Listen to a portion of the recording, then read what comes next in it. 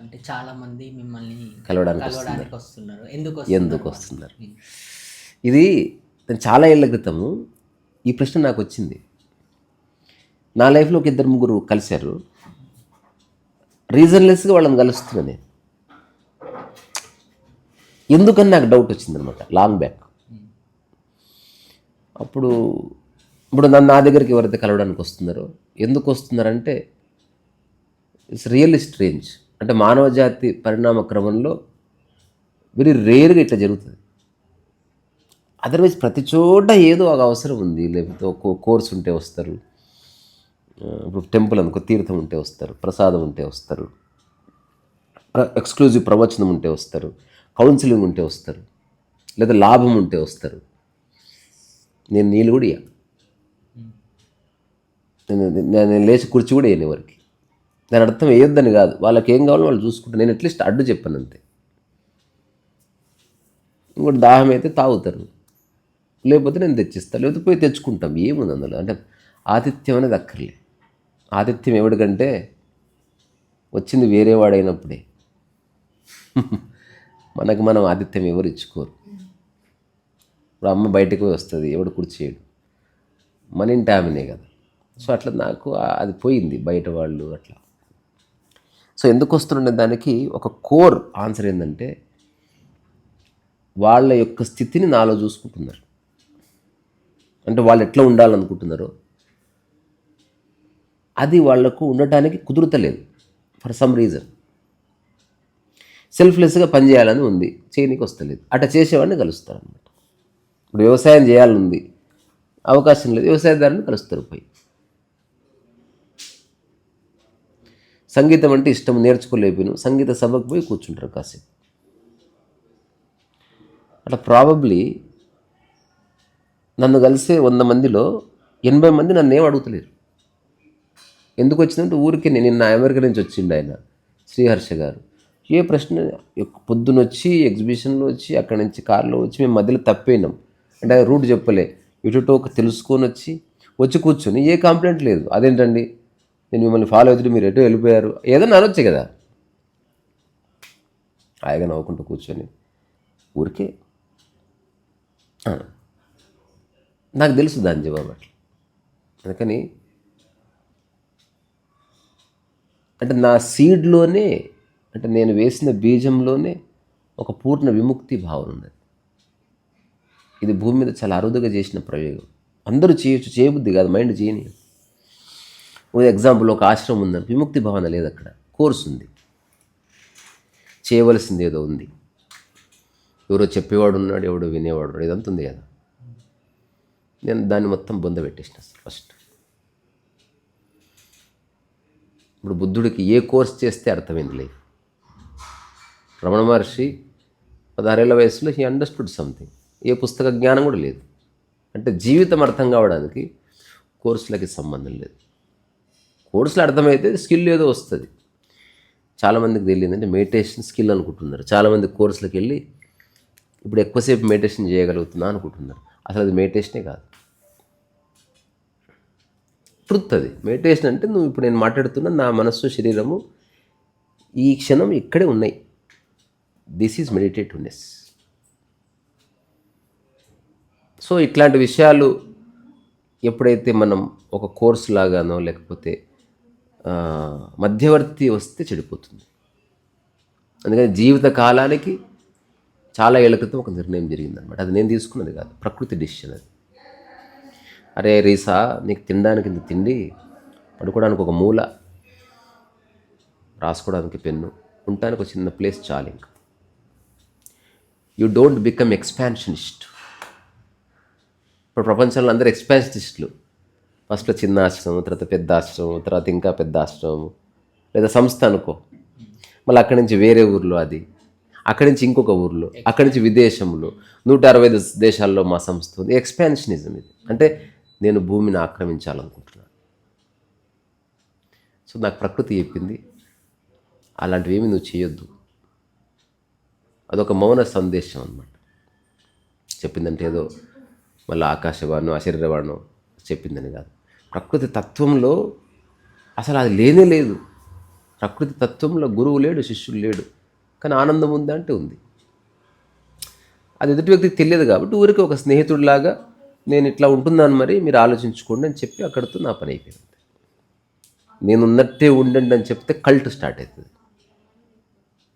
నేను నాలా ఉంటున్నా, మీరు మీలా ఉంటున్నారు, కానీ ఇద్దరు అనుభవించే స్థితి ఒకటైతే చాలు. ఒకలా కనబడని అవసరంలే.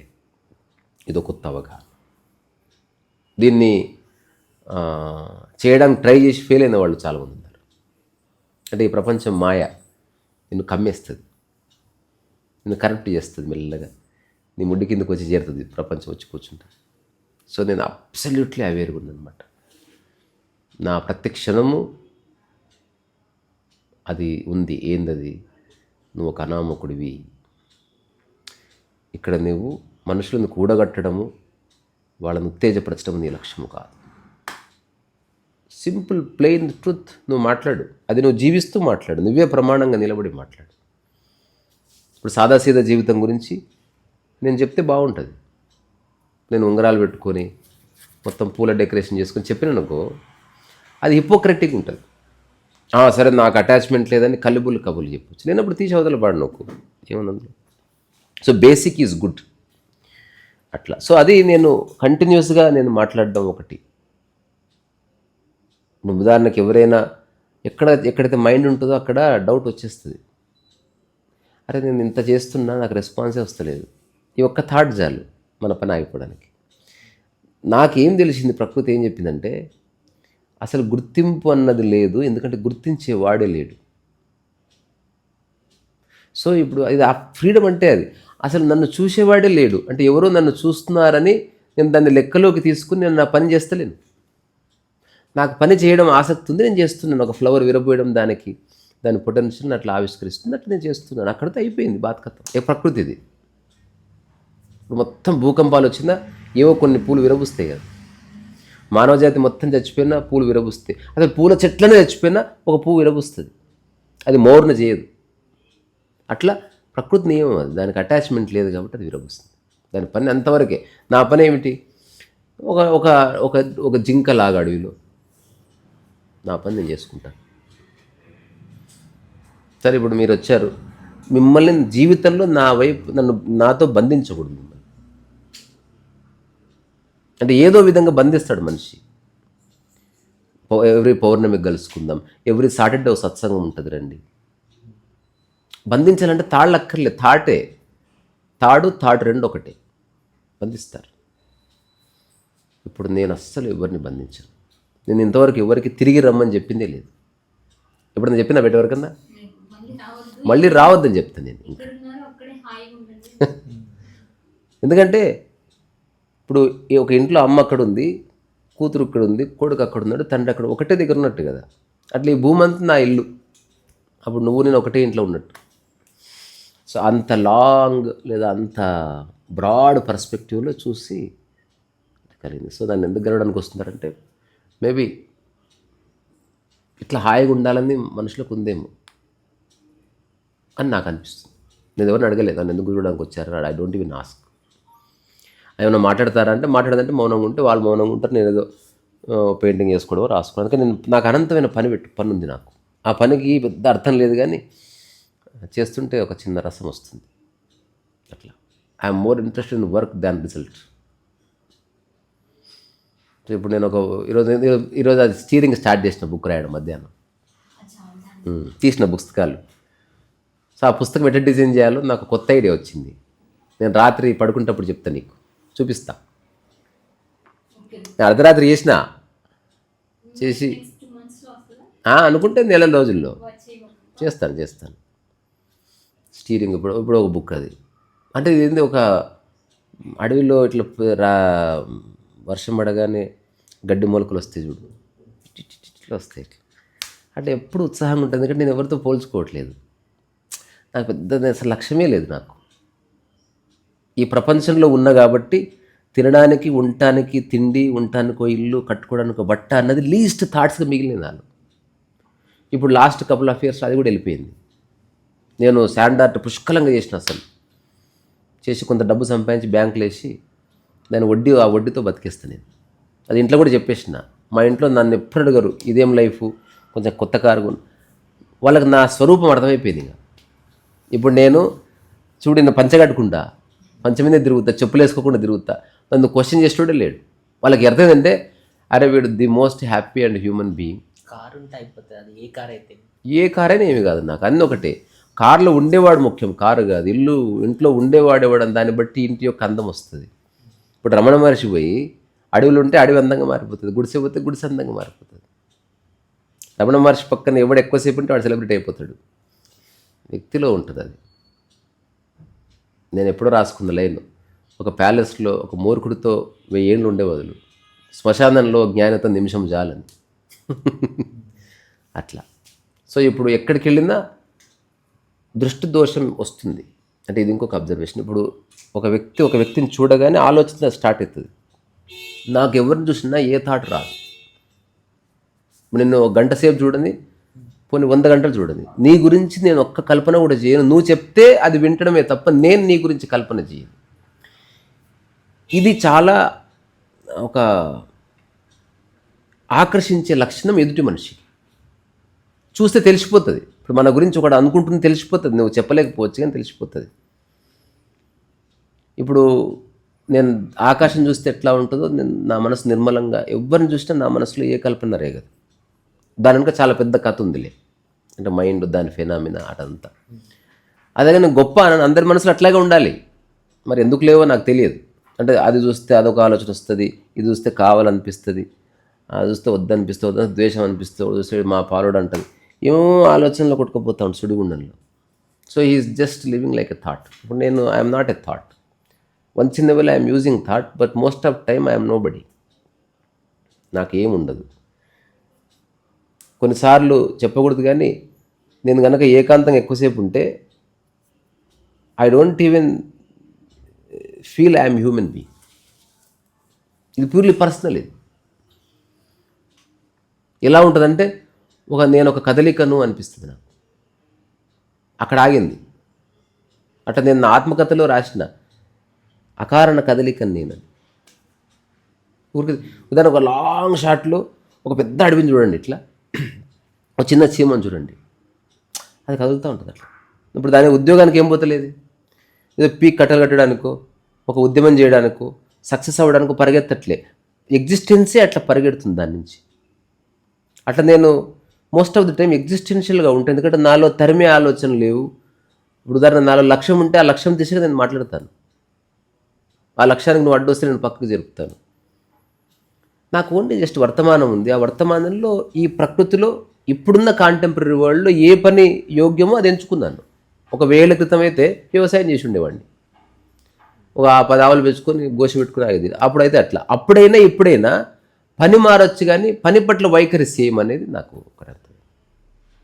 ఇప్పుడు నేను ఇంకొక 1000 ఏళ్ళ తర్వాత పుట్టాను అనుకో, నేను ప్యూర్ కంప్యూటర్ టెకీలాగా ఉండొచ్చేమో, కానీ వైఖరి సేమ్, దేంతో అటాచ్మెంట్ లేదు. అప్పుడు చెప్పే స్టేట్మెంటు, ఇప్పుడు చెప్పేది, 1000 ఏళ్ళ తర్వాత చెప్పేది ఒకటే స్టేట్మెంట్. నాకు ఎవరిని చూసినా ఏ ఆలోచన రావు. అప్పుడు చెప్పిన ఎప్పుడు చెప్పినా ఒకటే, సత్యం అట్లే ఉంటుంది.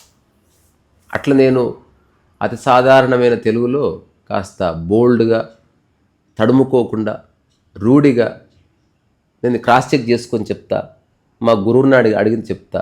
అంటే నేను ఏదో చెప్పాను, మీరు నిర్ణయం తీసుకున్నాను కాకుండా నేను కుండ బద్దలు కొట్టినచ్చు కొన్ని విషయాలు చెప్తాను.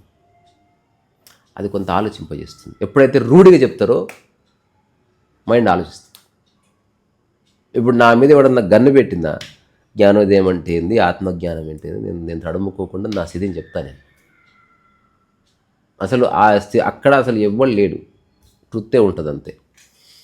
సో ప్రాబబ్లీ అందుకని అట్లాంటి రకరకాల విషయాలు మేబీ మైండ్లెస్గా ఉందామని నా దగ్గరకు వస్తారేమో. ఎక్కడికి వెళ్ళినా మైండ్ సజీవం అవుతుంది, ఎక్కడైనా మైండ్ యాక్టివ్ అవుతుంది. ఓన్లీ ఇప్పుడు నేను మా ఇంట్లో కూడా చూస్తా. ఇంతకుముందే మా అమ్మ మీద 2 తిట్లు తిట్టొచ్చాను. తను మైండ్లెస్గానే ఉంటుంది. ఒక సెకండ్ తర్వాత చూస్తే మళ్ళీ ఎవరి పనులు వాళ్ళు నవ్వుకుంటూ ఉంటారు. అదే వేరే ఇల్లు అనుకో, పెద్ద గొడవ అయిపోతుంది. ఈరోజు పొద్దున్న జరిగిన ఇన్సిడెంట్ బాగుందా మన ఇద్దరిది? తిట్టిందా మస్తు, కూరగాయలని రాను పో. అదే 1 నిమిషానికి ఫోన్ వచ్చింది, వస్తలేవు పప్పు కూరగాయల కంటే వెళ్ళిపోయినా. అంటే క్యారీ చేసి చేయట్లేదు మైండ్. చిన్నపిల్లలు ఎట్లుంటారు, వాళ్ళ అమ్మ గుమ్మ గుమ్మ గుద్దింది, నిమిషం తర్వాత రా అంటే మా మమ్మీ అని పోయింది. ఎందుకు అటు కాకుండా ఈ దెవ్వతో నన్ను కొట్టింది అన్న థాట్ వచ్చింది అనుకో, వాడు అమ్మని చంపేశాడు నెక్స్ట్ డే. ఇప్పుడు ఆవిడకి థాట్ సేపు అమ్మ పడుకున్నప్పుడు గొంతు పోయాలి దీన్ని అనుకుంటే, అనుకోవడానికి ఆప్షన్ ఉంది కదా. వాడు ఫ్రెష్గా ఉన్నాడు, వాడేమో వాడికి ఇంకా కుట్రలు కుతంత్రాలు ప్రపంచం అంటుకోలేదు కాబట్టి అట్లా ఉన్నాడేమో. నేను ప్రపంచంలో ఉండి నా స్థాయిలో నాకున్న అవకాశాల మేరకు నేను ఒక చెప్పిన కదా, ఎప్పుడు సరదాగా ఆ గోడ ఈ గోడ గుద్దుకోవడం జరిగింది.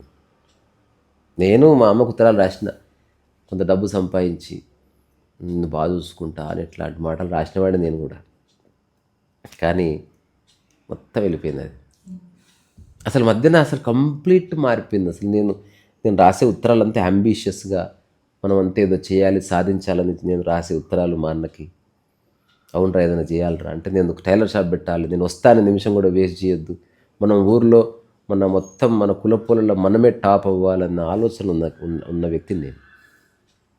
ఏమైందో మొత్తం డిసప్పాయింట్. ఇప్పుడు కులపోడేవాడు అసలు నాకు ఎవరు తెలియదు అట్లా. సో అందుకని ఈ 3-4 కారణాలుగా నేను అడగలేదు కాబట్టి నేను నా స్థితిని బేస్ చేసుకొని చెప్తున్నా. Maybe people want to be mindless somewhere. అది మేబీ నా ప్రజెన్స్లో అట్లా వాళ్ళకి అనిపిస్తూ ఉండవచ్చు. రెండోది, ఎక్కడ పోయినా ఎంతో అంత నష్టం ఉంది, డబ్బు టైము. నా దగ్గర ఏ నష్టం లేదు. అంటే ఇప్పుడు నేను మాట్లాడుతుంటే నువ్వు వెళ్ళిపోవచ్చు కూడా నాకు చెప్పకుండా. You are free and you are free for life time. మామూలుగా ఇనిషియల్గా అట్లా ఉండేది, తర్వాత అతను చాలా ఎస్టాబ్లిష్మెంట్ వచ్చింది, ఒకప్పుడు ఫ్రీగా వెళ్ళేవాళ్ళు, ఇప్పుడు చాలా రూల్స్ వచ్చేసాయి. ఇప్పుడు ఎట్లుందో 100 ఏళ్ల తర్వాత కూడా ఇంతే. అలా లేదనుకో నేను కరప్ట్ అయినట్టు. అది నాకు ప్రకృతి ప్రమాణం కాదు మరి. అందుకని నేనేం చేస్తున్నా, ముఖ్య సూత్రం మనుషులను కూడా కట్టట్లే, రావద్దని చెప్తున్నాను నేను. కానీ గుంపుతో ఎప్పుడన్నా పుస్తకం కోసం కలుసుకుందాం. మొన్న బుక్ లాంచ్ ఎట్లుండే, ఇట్లా వచ్చిర్రా ఇట్లా వెళ్ళిపోయిర్రా, అసలు ఎవరిని దిక్కు కూడా చూడలేదు మిమ్మల్ని, వాళ్ళు నా దిక్కు కూడా చూడలే. కొందరు వచ్చిరు పొద్దున్న పోయేటప్పుడు, ఓకే రీసా గారు బాయ్ అంటే బాయ్ అంత టాటా, కానీ మళ్ళీ కలుసుకోవాలి ఉందండి, మీరు ఎప్పుడన్నా పోతే మీతో పాటు తీర్థయాత్రలకు వస్తాము. నేను తీర్థయాత్రలకు మధ్య నేనెందుకు గొట్టంగా అండి, మీరు పోయిరండి. అట్లా నేను బీజంలోనే లిబరేషన్ ఉంది, లిబరేట్ చేయాల్సిన అవసరం లేదు. నా నుంచి నీతో సహా సమస్త మానవ జాతిని నేను విముక్తి చేసి వదిలేసిన. నేను ఎవరితో అటాచ్ గాను నా లైఫ్లో. I'm always independent. ప్రాబబ్లీ అది అయ్యుండొచ్చు నువ్వు అన్నదానికి. నేను ఆలోచిస్తే అది కారణం. నువ్వెందుకు వస్తున్నావు? తెలియదు. చాలామంది చాలా ప్రశ్నలు రాసుకొని వచ్చి వాళ్ళు ఏం అడగకుండానే మా ప్రశ్నలన్నీ అయిపోయినాయని చెప్తారు, మర్చిపోయినామని చెప్తారు. మళ్ళీ ఇంటికి వెళ్ళగానే గుర్తొచ్చింది నేనంట, మళ్ళీ నెక్స్ట్ టైం వచ్చిన అడుగులే అంట, మళ్ళీ రాగానే మళ్ళీ మర్చిపోతారు. ఎంత ట్రై చేసినా గుర్తు రావట్లేదు అని చెప్తాను నాకు. అట్లా నేను ఒకప్పుడు నాకు జరిగింది అట్లా. దానికి రీజన్స్ ఉన్నాయి. అంటే ఒరిజినల్గా అలా ఉండాలి మనిషి. మనం ఎంతగా స్ట్రెస్సు అట్లా. ఎవరు ఒక మదర్ మొన్న రామవాళ్ళు, ఆమెకు విపరీతంగా తలనొప్పి రావాలంట. ఒక్కసారి కూడా తలనొప్పి రాలేదు నాకు ఈ ట్రిప్లోనే. ఆశ్చర్యపోతున్నాను.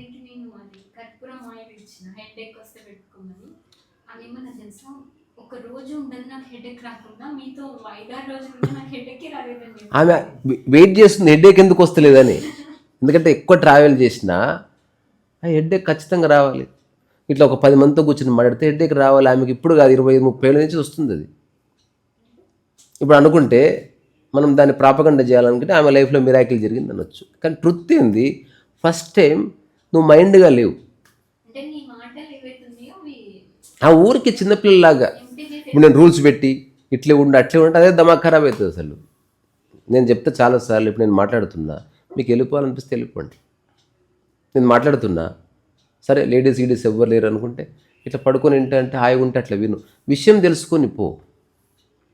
ఒక దాంట్లో ఇరకాల్సిన అవసరం లే. ఒక మ్యాథమెటికల్ ఈక్వేషన్ లాగా లైఫ్ ఎప్పుడు అర్థం కాదనేది నేను మేబీ కొంచెం హ్యూమరస్గా, తర్వాత కొంచెం ఈ భూమి మీద ఉన్న సోకాల్డ్ గురువులు ఓన్లీ ప్రీచింగే చేశారు. ప్రీచింగ్, నేను అంటగడుగుతా, తర్వాత నిన్ను అల్లరి చేస్తా, పాటలు పాడతా, అంటే నేను I don't limit my self. తర్వాత నాకు ఏ స్పెషల్ రెస్పెక్ట్ కానీ అట్లాంటిది ఏమి ఉండదు. నేను తీసుకోను అసలు. ఎవడన్నా అట్లా 2 సార్లు చేశాడు అనుకో, 3ఓసారి ఎలగొడతాను ఇంట్లోకి వెళ్ళి. అంటే నువ్వు వేరే చోటుకు పోయి అది ప్రదర్శించుకో, నువ్వు నార్మల్గా ఉండు స్వామి. నీ అరచేయం చూస్తే ఎట్లుంటుందో అట్లా చూడండి. ఈ నటన ఎందుకు? నువ్వు ఏదన్నా హాయిగా ఉండాలనిపించింది, ఏం తెలుసుకుంటే బాగుంటుందో అది తెలుసుకోవడానికి వచ్చావు, కానీ నువ్వు ఎందుకు ఈ ప్రదర్శన చేస్తున్నావు అని నేను హెచ్చరిస్తాను. నేను అయినా సరే కొనసాగించాను అనుకో, నేను డిస్కార్డ్ చేసేస్తా, అవసరం లేదు. నాన్ సెన్స్ని ఎంటర్టైన్ చేయవు ఏదైనా. సో అట్లా మనం ఒక 100 మందిని కలిసినా ఎవరికి వాళ్ళ స్వీయ నియంత్రణలో ఉన్నారు. ఇప్పుడు అరుణాచలంలో ఒక్కరికి మనం చెప్పలే ఇలా ఉండమని, ఒక్కరికి చెప్పలే ఇక్కడ కూర్చోమని, ఒక్కరికి చెప్పలేదు ఎక్కడ నీళ్లు తాగాలి, ఎక్కడ భోజనం చేయాలి. ఎవరికి వాళ్ళే ఇండిపెండెంట్స్ అండ్ లిబరేటెడ్ సోల్స్. అట్లా ఎవరిది వాళ్ళు చూసుకున్నారు. అక్కడ ఒక్కరు కూడా మొత్తం అయిపోయేదాకా ఉండండి, భోజనం తినేపోండి. ఇప్పుడు రీసా గారు మాట్లాడతారు, అందరు చెవులు రెక్కించి వినండి. ఇప్పుడు నేను మాట్లాడుతున్నా, వెళ్ళిపోతారు. That is freedom. ఇది నేను ఆచరిస్తున్నా. అందరూ చెప్తారు, చేయరు. అందరూ ఒక ఇన్విజిబుల్ రూల్స్ పెట్టి అక్కడ జనాలు ఇరికిచ్చి ఎంజాయ్ చేస్తున్నారు. ఇప్పుడు నా పాయింట్ ఆఫ్ వ్యూలో అసలు ఈ భూమి మీద మనుషులందరూ పోయినా నేను ఎట్లే ఉంటా హ్యాపీగా. అక్కడి నుంచి నేను ఆపరేట్ చేస్తాను అనమాట. అందుకని చాలా అరుదైన, అంటే మానవజాతి పరిణామ క్రమంలో స్పిరిచువల్ ఆస్పెక్ట్లో ఇది అత్యున్నతమైన సరళమైన ప్రయోగం. ఇది చాలామంది నాకు ప్రాఫెసీ అంటే భవిష్యత్ దర్శనం చేసి చెప్తారు, భవిష్యత్తు ఎట్లా ఉంటుంది అంటే, నేను భవిష్యత్తే లేదు నాకు అని చెప్పి పంపిస్తాను. నువ్వు ఆ చక్కర్లు ఎందుకు పడ్డావు? నా లైఫ్లో ఏం జరుగుతుంది నువ్వెందుకు ఊహిస్తున్నావు? నీది నువ్వు ఊహించుకో, నీ పని నువ్వు చేసుకో, వర్తమానంలో ఉండు. ఇంకోటి 10 రాని 100 మంది రాని 1000 మంది రాని విషయం అది కాదు. దాన్ని నీవు గర్వంగా మార్చుకుంటున్నావా నేను చెక్ చేసుకుంటా. నేను ఎప్పుడు 2009 నుంచి ఇప్పటి వరకు నాకు అప్పుడు ఎవరు లేరు నా చుట్టూ. తర్వాత ఎవరో 2-3 రోజు కలిసేవాళ్ళు అప్పుడప్పుడు. అదొక 2022 వరకు 7-8 మందే నేను కలిసింది కొన్ని సంవత్సరాలు. కలిసిన వాళ్ళనే కలుస్తుంటే అదే ఎప్పుడు ఏకాంతమే. మా అమ్మతో ఘోరంగా టైం స్పెండ్ చేస్తుంటే. ఇప్పుడు యూట్యూబ్ పెట్టిన తర్వాత చాలామంది వస్తున్నారు. అప్పుడు ఇప్పుడు there is no change in me. అంటే జనాలు వస్తున్నారని పొంగిపోయేది లేదు, జనాలు రావట్లేదు ఎదురు చూసేది లేదు. ఎప్పుడు రాకపోయినా నాకు వచ్చే నష్టం లేదు. I have no attachment with anybody. ఇది చాలా రేర్. చెప్పి చేయడం చాలా కష్టం. ఇది ఎందుకు ఇట్లా ఉంటుందంటే ఇట్లా ఉంటే హాయిగా ఉంది. అసలు ఫేమస్ కావడం అనేది ఒక అబద్ధం. ఎక్కువ మంది గుర్తిస్తే, ఎక్కువ మంది నీ పేరు ఉచ్చరిస్తే సెలబ్రిటీ అంటున్నారు, అంతే. ఈ భూమి మీద మనకంటే చాలా పెద్ద సెలబ్రిటీస్ ఉన్నాయి. సూర్యుడు ఒక సెలబ్రిటీ, కొన్ని వేల ఏళ్ళుగా వెలుగుతున్నాడు. వాడి ముందు వీళ్ళెంత, ఈ స్టార్లు ఎంత, నథింగ్ అసలు. అట్లా అనామకత నా యొక్క ద ట్రూ నేచర్ అనమాట. ఎంతమంది ఎన్ననుకున్నా నాకు లోపల తెలుసు ఐఎమ్ నోబడి. ఉదాహరణకు ఒక అమ్మాయిని అందంగా ఉందో అని చెప్తున్నారు, స్కిన్ భలే ఉందని, కానీ ఆ అమ్మాయికి తెలుసు తన ఒరిజినల్ స్కిన్ ఎలా ఉందో కదా. మేకప్ అందరూ చూస్తున్నారు. అట్లా ఎంతమంది ఎంత చెప్పినా నా ఒరిజినల్ నాకు ఎప్పుడు తెలుస్తావు, నేను ఎప్పుడు మర్చిపోయింది దాన్ని. ఇప్పుడు దాన్ని రీసా గారు చాలా వండర్ఫుల్ పర్సన్ అని చెప్పినా కాదు, వాడికి అట్లా అనిపిస్తుంది రీసా. వాడు అజ్ఞానం వాడితే అట్లా మాట్లాడిస్తుంది. నేను వండర్ఫుల్ కాదు, వరస్ట్ కాదు, నేను ఉన్నాను, నాకు ఎట్లా సాధ్యమో అట్లున్నాను. అంతకుమించి ఏ స్పెషాలిటీ లేదు. I'm a person with no special things, ordinary. నేను పొద్దున్న లేస్తే అందరితో తిట్టించుకుంటాను. నేను ఇక్కడే ఉంది. ఎవరంటే నేను రూల్స్ లేవు. అరే క్రిటిసైజ్ చేసే రైట్ నీకుందబ్బా. నేను ప్రొటెస్ట్ చేస్తా, అలుగుతా, నేను అట్లీస్ట్ నటిస్తా, అలకరాపోయినా అట్లా. సో అది నేను నీకు ఇచ్చిన ఆన్సర్.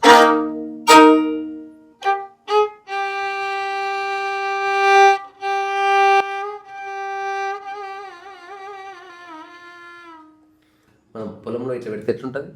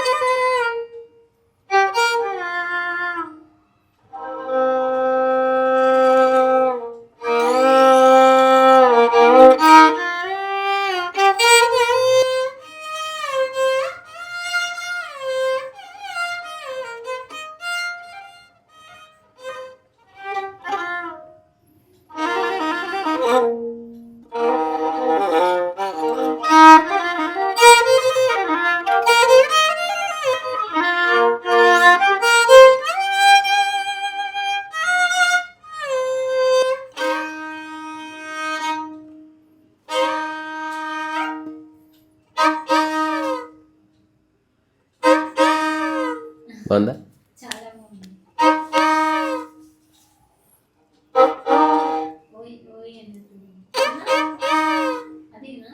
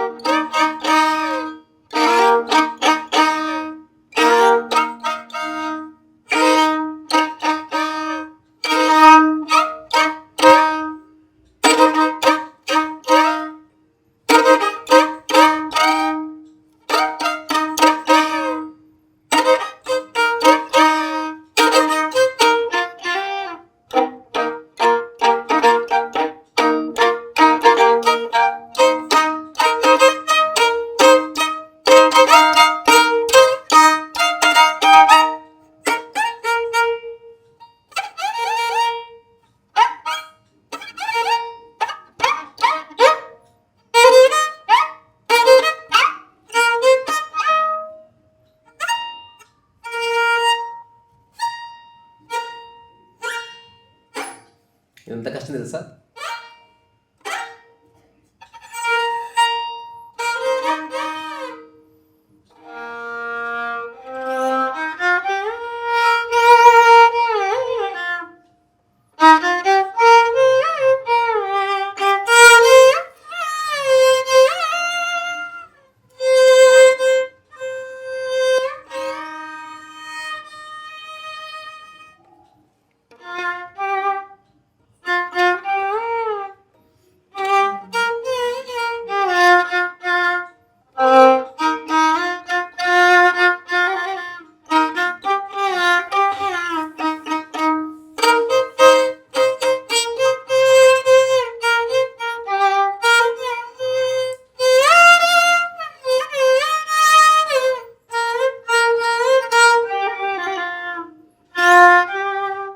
అవని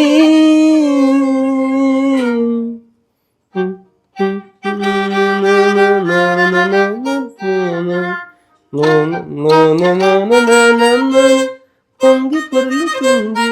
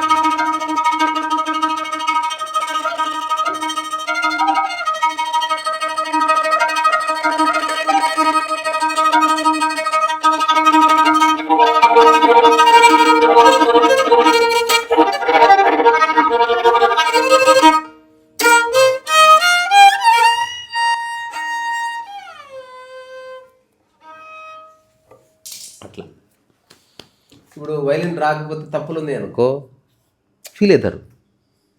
మామూలు జనరల్ మైండ్ అట్లా చెప్తుంది. నాకు వచ్చింది ఇట్లా వాయించిన తప్పులో నాకు తెలియదు. But I'm train to improve my self without comparing with anybody. ఇది ఒక హాయిగా జీవించే ఒక చిన్న సూత్రాన్ని నేను ఎక్కడో దొరికించిన ఉంటుందా నేను ప్రాబబ్లీ. అంటే అందరి మధ్యనే ఉంటూ దేంట్లో ఇరుక్కోకుండా ఏదో పని చేస్తూ లక్ష్యాలు లేకుండా రకరకాల ప్రయోగాలు చేస్తూ ఈగో రాకుండా డబ్బు కూడా కావాలంటుంది దాని పట్ల వ్యామోహం లేకుండా అన్ని పనులు సమానము అన్ని పనులు సేమ్ శ్రద్ధతో చేయొచ్చు అని చెప్తూ కూడా నేను చేస్తున్నా. ప్రాబబ్లీ ఇదొక great experiment in human life అనమాట. అంటే అన్ని పనులు సమానం కాదు అంటుంది ప్రపంచం. అదే మన అన్ని సమస్యలకు కారణమని నేను గుర్తించిన. నా దృష్టిలో ప్రతి పని ముడ్డి గడుపుకోవడం ఎంత పరమోత్కృష్టమైందో ఎవరెస్ట్ ఎక్కడము అంతే. అది లేకపోయినా బతకొచ్చు కానీ ఇది లేకపోతే 100% కాదు. అంటే అందుకని ఓన్లీ పేరు ప్రఖ్యాతులు వచ్చేది డబ్బు వచ్చేది గొప్ప పనులని ప్రపంచం చెప్తుంది. ఈ అవగాహనని ఇట్లాంటి భావజాలని నేను సమూలంగా నాశనం చేసి భూస్థాపితం చేసేసిన. ఈ జీవితంలో నాకు అన్ని పనులు పరమోత్కృష్టమైనవి. ప్రతి మనిషి పరమోత్కృష్టమైన వ్యక్తి. Every person is a process. అట్లా ఇది నేను చెప్పాలనుకున్నాను.